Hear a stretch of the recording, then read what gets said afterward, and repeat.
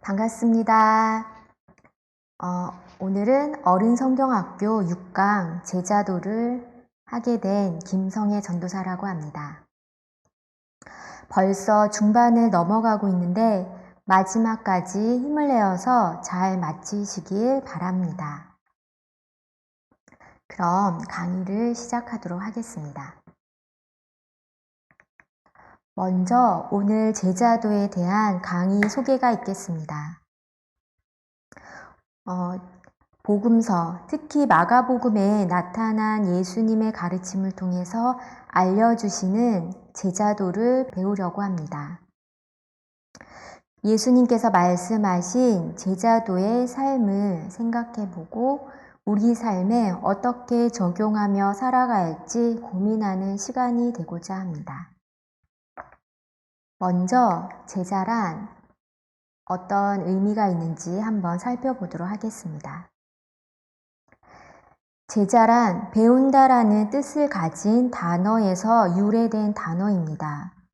그래서 스승에게 무엇인가를 배우는 사람을 뜻합니다. 복음서에서 나오는 제자란 배우는 사람뿐만이 아니라 예수님과 함께 생활하면서 예수님께 전 인격적인 교육을 받은 사람을 제자라고 합니다. 그래서 12제자, 그리고 성경에는 무리들, 그리고 예수님을 따르는 헌신된 사람들이 나옵니다. 그리고 넓은 의미로 본다면 예수님을 믿는 모든 사람들을 제자라고 할 수 있습니다.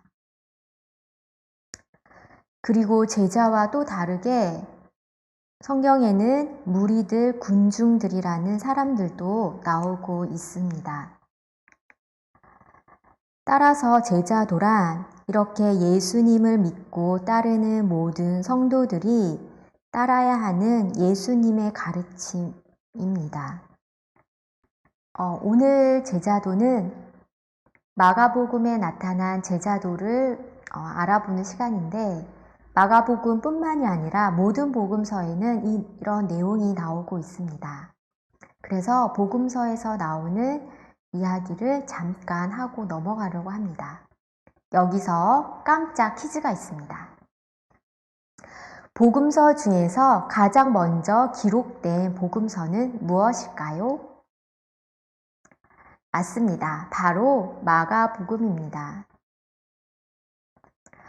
마가복음이 가장 먼저 기록되고 그 이후로 마태복음, 누가복음, 요한복음이 기록되었습니다. 그래서 내용이 매우 비슷한 경우가 많이 있고 저자의 목적에 따라서 다르게 표현되고 있습니다. 마태복음의 경우에는 다른 복음서들에 비해 비유와 교훈의 가르침들이 많이 나오고 있습니다. 이렇게 가르침을 통해서 제자들에게 하나님의 말씀을 가르치고 있습니다. 그리고 누가복음에는 치유의 사건들이 많이 나오고 있습니다. 이렇게 치유의 사건들을 통해서 예수님의 복음과 또 이 예수님에 대해서 제자들에게 가르치고 있습니다. 그리고 요한복음에서는 기적 사건들이 많이 나오고 있습니다. 이렇게 공통된 내용도 많이 있지만 이렇게 서로 다른 이야기로 제자들에게 가르치고 있는 모습을 보고 있습니다. 마가복음의 경우에는 실제로 일어난 사건을 통해서 제자들에게 가르치는 모습이 나오고 있습니다. 이러한 내용을 생각하며 마가복음의 내용을 조금 더 살펴보도록 하겠습니다. 왜 마가복음에 나타난 제자도를 이 시간에 설명하고 있을까요? 바로 이 마가복음에 나와 있는 구조 때문입니다. 마가복음에는 1막과 2막, 3막으로 나뉘어져 있습니다. 장소에 따라서 이렇게 구분되어 있는데 가운데 있는 이 2막, 내용은 비록 짧은 내용이지만 이 이막에서 예수님께서 제자들에게 가르친 제자도의 내용이 집중되어 있다는 것을 발견하게 되었습니다. 물론 다른 복음서에도 같은 내용들이 있습니다. 하지만 마가복음에서 더욱더 집중되어 있어서 마가복음에서 제자도를 강조하고 있다라고 지금 보고 있습니다. 제2막에 나와 있는 내용을 한번 살펴보고자 합니다. 마가복음의 처음 시작은 마가복음 1장 1절은 다른 복음서와 달리 하나님의 아들 예수 그리스도의 복음의 시작이라. 하나님의 아들 예수 그리스도가 복음이라고 선포하고 시작합니다. 마찬가지로 이막의 시작도 예수님은 누구신가로부터 시작하고 있습니다. 예수님은 제자들에게 사람들은 나를 누구라 하느냐라고 질문하십니다. 그때 많은 사람들은 예수님을 선지자라고 이야기했지만 베드로는 예수님은 그리스도라고 바르게 이야기하고 있습니다. 베드로가 이렇게 예수님에 대해서 바르게 고백하고 나서 예수님이 처음으로 자신이 십자가의 죽음에 대해서 말씀하고 계십니다. 인자가 많은 고난을 받고 장로들과 대제사장들과 서기관들에게 버림받아 죽임을 당하고 사흘 만에 살아나야 할 것을 비로소 그들에게 가르치시되 예수님은 지금 예루살렘 십자가로 향하는 그 길에서 처음으로 제자들에게 자신이 고난을 받고 십자가에 죽게 된다는 사실을 제자들에게 이야기했습니다. 예수님이 진정으로 이야기하고 싶었던 이 십자가에서 고난받고 죽게 될 이 사건을 이야기했지만 제자들은 예수님의 이 말을 이해하지 못했습니다. 오히려 이렇게 예수님이 그리스도라고 바른 고백을 했던 베드로는 예수님을 막아서며 절대로 죽으면 안 된다고 항변하고 있습니다. 베드로가 예수님의 진정한 그 의미를 이해하지 못했기 때문입니다. 그러자 예수님께서 제자들에게 말씀하십니다. 누구든지 나를 따라오려거든 자기를 부인하고 자기 십자가를 지고 나를 따를 것이라 라고 말씀하셨습니다. 예수님의 진정한 의미를 깨닫지 못하자 예수님께서 제자들이 이해할 수 있도록 이렇게 말씀하신 겁니다. 이 말은 예수님께서 제자들에게 가장 먼저 알려주신 제자도입니다. 자기를 부인한다는 말은 바로 육체적인 삶을 부인하는 삶입니다. 그리고 자기 십자가를 지는 삶은 영생을 위한 삶을 살아간다는 말입니다. 우리는 자기를 부인한다는 이 말을 쉽게 또 많이 사용할 때가 있습니다. 그래서 우리의 모든 것, 우리의 소유, 인격까지도 내려놓아야 된다는 의미로 이해할 때도 있습니다. 하지만 이 말은 내 안에 세속적인 삶, 내 인간적인 욕망과 야망, 하나님 뜻과 상관없는 이 모든 생각과 나의 욕심들을 내려놓으라는 것입니다. 우리는 나의 육체를 위한 삶을 살아가는 삶이 아니라 예수님 때문에 변화된 그런 삶을 살아야 합니다. 자기 십자가를 지는 삶이란 바로 우리의 욕구를 모두 버리고 예수 그리스도의 종으로 살아가는 삶입니다. 예수님이 이제 나의 주인 되심을 인정하는 삶입니다. 나의 인격과 나의 생각과 모든 것의 주인은 바로 예수 그리스도입니다. 나의 욕심과 세상의 가치관대로 살아가는 것이 아니라 예수님이 주인된 삶을 살아가며 그리고 하나님의 목적과 뜻에 따라서 그 뜻에 복종하며 순종하며 살아가는 삶이 바로 자기 십자가를 지는 삶입니다. 예수님은 가장 먼저 제자들에게 자신의 욕망과 욕심, 육체를 위한 삶을 내려놓고 예수님이 말씀하신 십자가의 삶을 살아가라고 말씀하고 계십니다.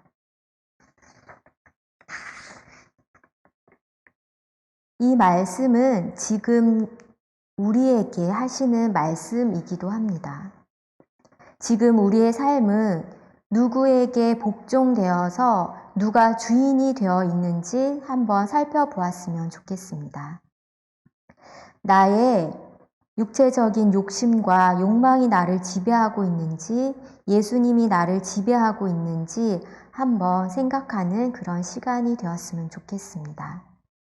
우리는 날마다 나의 인생을 지배해 가고 있는 분이 예수님이신지 점검하며 예수님이 말씀하신 자기를 부인하며 또 십자가를 지는 삶을 살아가는 우리 모두가 되길 소망합니다. 이것이 예수님이 가장 먼저 제자들에게 말씀하신 제자도의 삶입니다. 두 번째로 예수님께서 다시 제자들에게 십자가의 고난을 받을 것이라고 말씀하십니다. 인자가 사람들의 손에 넘겨져 죽임을 당하고 죽은 지 3일 만에 살아나리라 라고 말씀하셨습니다. 하지만 제자들은 또다시 예수님의 말씀을 이해하지 못했습니다. 이제는 그 뜻이 무엇인지 묻기조차 두려워하고 있었습니다. 그리고 제자들은 예수님이 이렇게 십자가의 고난을 예고하셨음에도 불구하고 누가 큰 자인가 서로 토론하고 논쟁하고 있었습니다. 지금 예수님과 제자들은 예루살렘으로 향하는 길입니다. 십자가로 점점 가까이 가고 있는 십자가의 길에 서 있습니다. 예수님의 관심은 십자가의 길입니다. 하지만 제자들은 아직까지도 이 세상에서 영광과 지위를 향한 것에 관심이 있었습니다. 그래서 서로 누가 큰 자인지 다투고 있었습니다. 예수님은 이런 제자들의 모습을 보고 두 번째 교훈을 말씀하고 계십니다. 누구든지 첫째가 되고자 하면 무 사람의 끝이 되며 무 사람을 섬기는 자가 되어야 하리라. 예수님은 이 말씀에 대해서 지위에 대한 삶에 대한 교훈을 말씀하고 계십니다. 제자들은 서로 큰 자가 되려고 싸우고 있었지만 예수님은 낮아지는 삶, 종으로 섬기는 삶을 말씀하고 계십니다. 십자가의 삶은 바로 낮아지는 삶이고 종으로 섬기는 삶입니다. 그리고 어린아이를 영접하라고도 말씀하셨습니다. 어린아이는 사회적으로 지위가 매우 낮은 사람입니다. 이 어린아이를 영접하는 것은 바로 사회적 지위가 낮은 사람을 섬기라는 말입니다. 이렇게 어린아이를 섬기는 이 모습은 바로 예수님을 섬기는 것과 같다고 말씀하고 계십니다. 우리는 이 세상에서 높아지고 싶고 이 세상에서 영광과 지위를 얻고 싶습니다. 그래서 그러한 세상에서 영광과 지위를 따르는 삶을 살아가려고 하지만 예수님은 우리에게 낮아지고 종으로 섬기는 삶을 살아가라고 말씀하고 있습니다. 우리 삶 속에서 우리는 누구를 섬기고 있고 또 우리는 무엇을 따르고 살아가고 있는지 한번 생각하는 시간이 되었으면 좋겠습니다. 그리고 어린아이를 영접하라고 말씀하신 것처럼 낮은 사회적 신분이 낮은 사람들을 대접하며 예수님을 대접하는 마음으로 섬기는 우리 모두가 되길 소망합니다.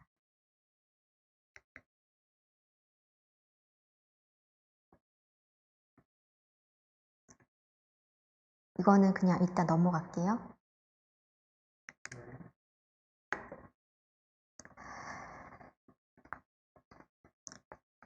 세 번째로 예수님께서 다시 십자가의 고난을 예고하십니다. 이번에는 앞서 말씀하신 것보다 더 구체적으로 예수님의 죽음에 대해서 말씀하고 계십니다.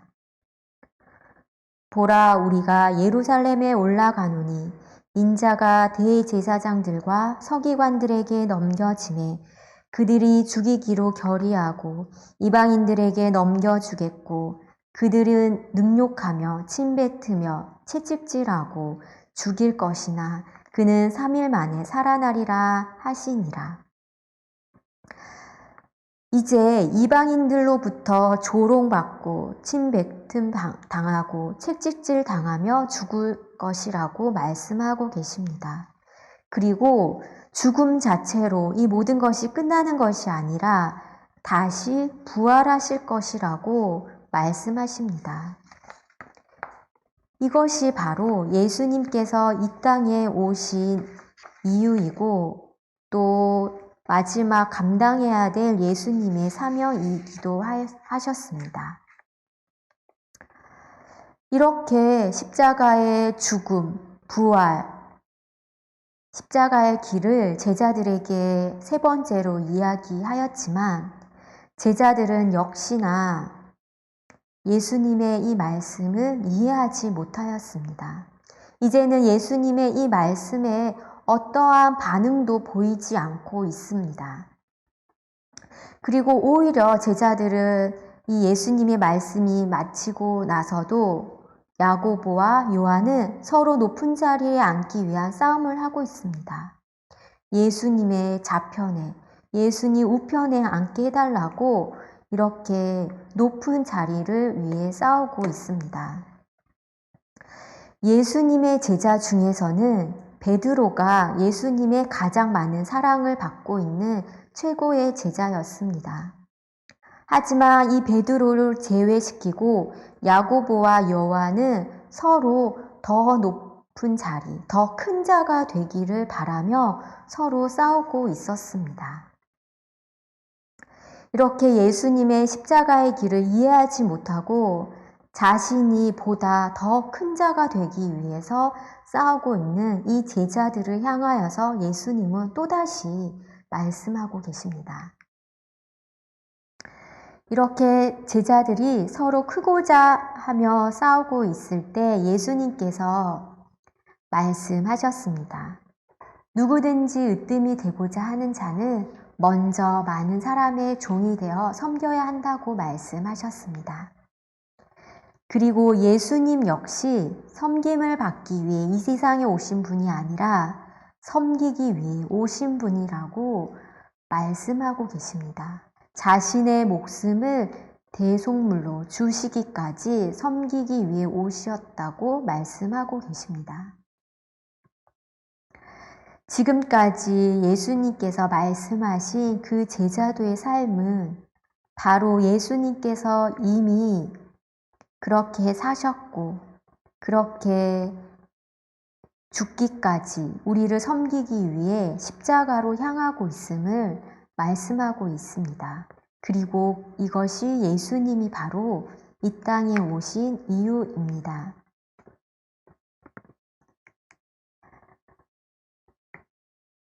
우리는 서로 큰 자가 되기를 소망합니다.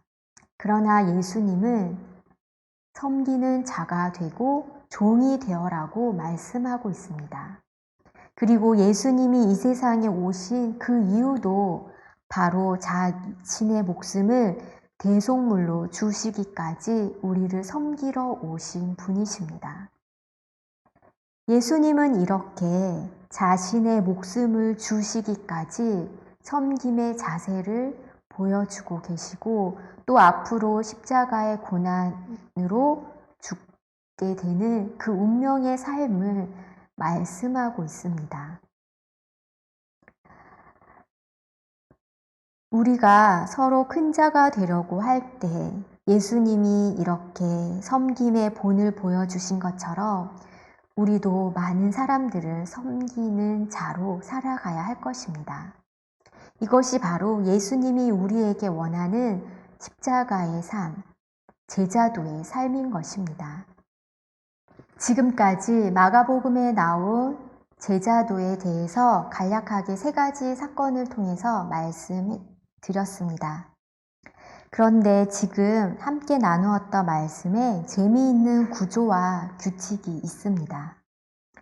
먼저 예수님께서는 제자들에게 말씀하고 싶었던 것은 바로 십자가의 고난, 십자가로 향하는 죽음과 부활에 대한 내용이었습니다. 하지만 제자들은 이 예수님의 말씀을 이해하지 못하고 오해해서 세상적 가치관으로 서로 다투는 모습을 보여주었습니다. 이렇게 예수님의 말씀을 이해하지 못하는 제자들에게 교정해 주시기 위해서 다시 제자도의 말씀을 하셨습니다. 십자가를 지는 삶, 낮아지는 삶, 섬기는 삶, 이렇게 제자도의 삶을 말씀하셨습니다.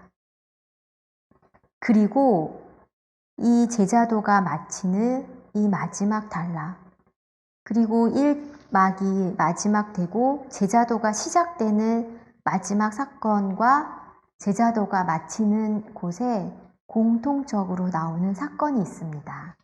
바로 소경을 고쳐주시는 예수님이 나옵니다.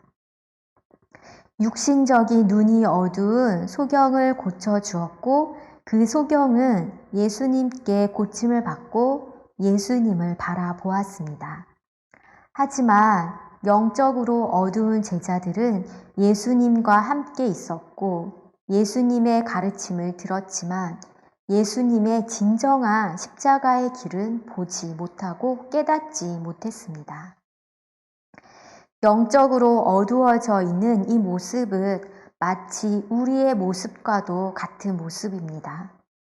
예수님의 말씀을 많이 듣고 예수님에 따르는 삶을 살아가고 있지만 우리는 우리 자신의 욕망과 욕심대로 살아갈 때가 많이 있습니다.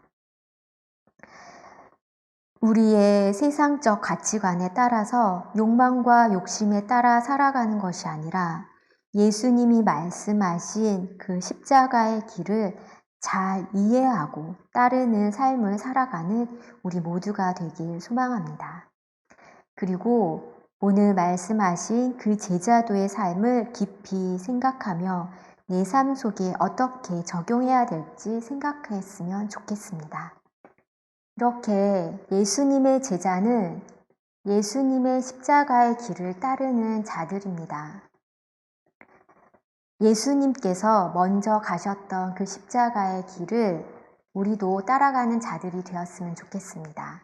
그리고 예수님께서 말씀하신 섬기고 낮아지는 그런 삶을 살아가는 우리 모두가 되길 소망합니다. 누구든지 하나님의 뜻대로 행하는 자가 나의 형제요, 자매요, 어머니라고 말씀하셨습니다. 하나님이 말씀하신 그 뜻을 바르게 이해하고 그 뜻대로 행하는 우리 모두가 되길 소망합니다. 이것으로 오늘 제자도의 강의를 마치도록 하겠습니다.